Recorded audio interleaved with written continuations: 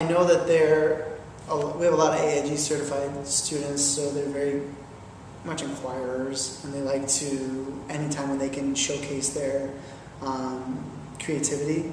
I think that's the main thing of why I made the actual assessment what it was, that type of assessment where they have to solve a problem, because I think they gravitate towards that. But in terms of like the state standards and using that, I think those just naturally go into this. It's funny, like you don't really have to like, I've never made a lesson where I'm like, oh, what state standard should I use for this? It's, if you make a really good lesson that incorporates a lot of things, you're just going to see that you can just drag them. And I think for this one I had 10 or 12 different small standards that were being covered at some point here. And it's all higher order thinking, so they're being able to use multiple things at once, which is really easy. Mm-hmm. So, but it's also at the end of the unit. I couldn't have done that at the beginning of the unit because I don't think they would have had the background knowledge to be able to do it. Mm-hmm. So you got to build up to it. But once it's there, then you can do a lot of cool stuff. What I'm going to ask you to do is, you have 5 different effects here. I want you and your group to determine which of these 5 do you think is the most important for us to deal with overpopulation? Which one, if we fix it, do you think will change and maybe level out overpopulation? Because 10 billion people is a lot.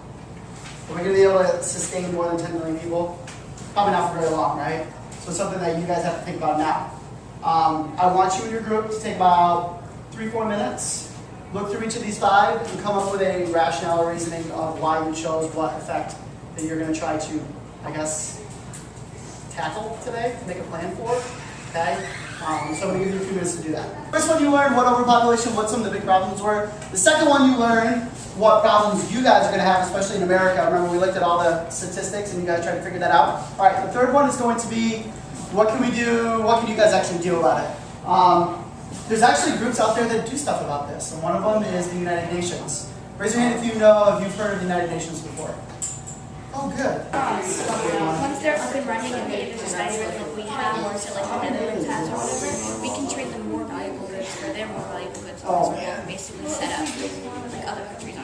I know, because my person is so sorry. Segregation of environment. I want to have 2 groups go. Go ahead. Quick. Well, we said degradation of Loud.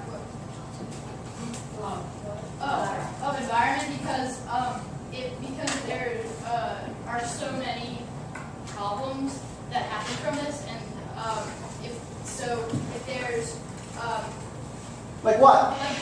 like global warming, if there's global warming, then it changes changes climate patterns, and melts polar ice caps, which will raise the sea level, which just causes more problems. Okay, I like it. Good. Go ahead. We chose the degradation of environment due to, like what he said, with the global warming, from having up the polar ice caps, which would raise sea levels, and it's basically taking more land away from you. Okay.